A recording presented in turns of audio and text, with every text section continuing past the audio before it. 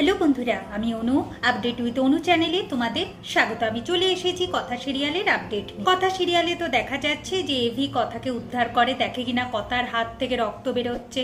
AV তার নিজের রুমাল বের করে কথার হাতে রুমালটা বেঁধে দেয়। এরপর এভি আর কথা কাছাকাছি আসে, কথা এভিকে জড়িয়ে ধরে। তারা একটু নিজেদের মতো সময় কাটানোর পর এরপর কথা বলে তাকে মন্দিরে ফিরতে হবে, রথের দড়ি টানতে হবে। 150 বছরের প্রথা, এটা যদি কথা না করতে পারে তাহলে ঘোর অমঙ্গল।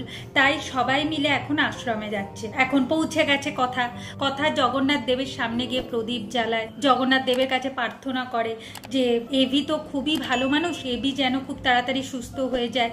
তার জন্য বেবিকে বারবার করে বিপদে পড়তে হচ্ছে, আর আসল দোষীদের সে যেন খুঁজে বের করে।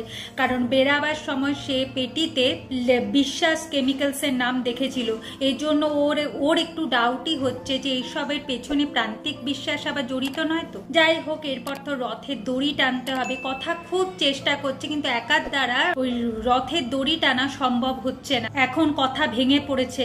ঠিক সেই সময় এভি আসে, একটা সাইডে রথের দড়ি নিজের কাঁধে তুলে নেয় আর কথার চোখের জল মুছিয়ে দেয়। এরপর এভি আর কথা মিলে রথের দড়ি টানে, যেটা দেখে শশীভূষণ গুহর আনন্দে মন ভরে ওঠে।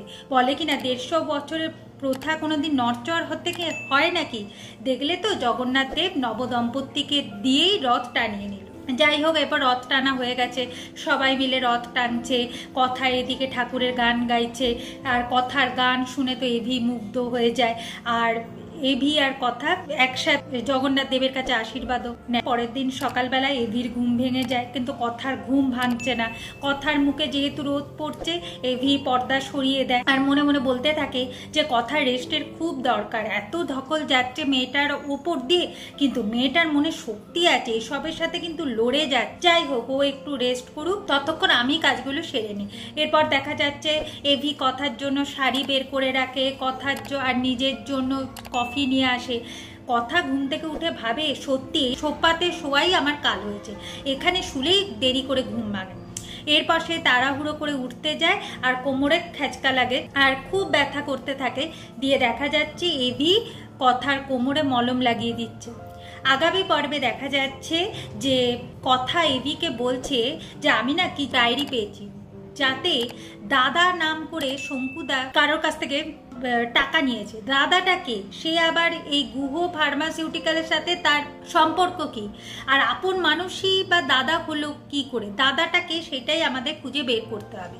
এইদিকে প্র্যাটি বলে যে ওই দিন যে গাড়িটা বুক করা হয়েছিল সেটা হচ্ছে ফার্স্ট ট্রান্সপোর্ট, তো ওখানে সেদিন কে গাড়ি চালাচ্ছিল সেইগুলো সব জানতে হবে।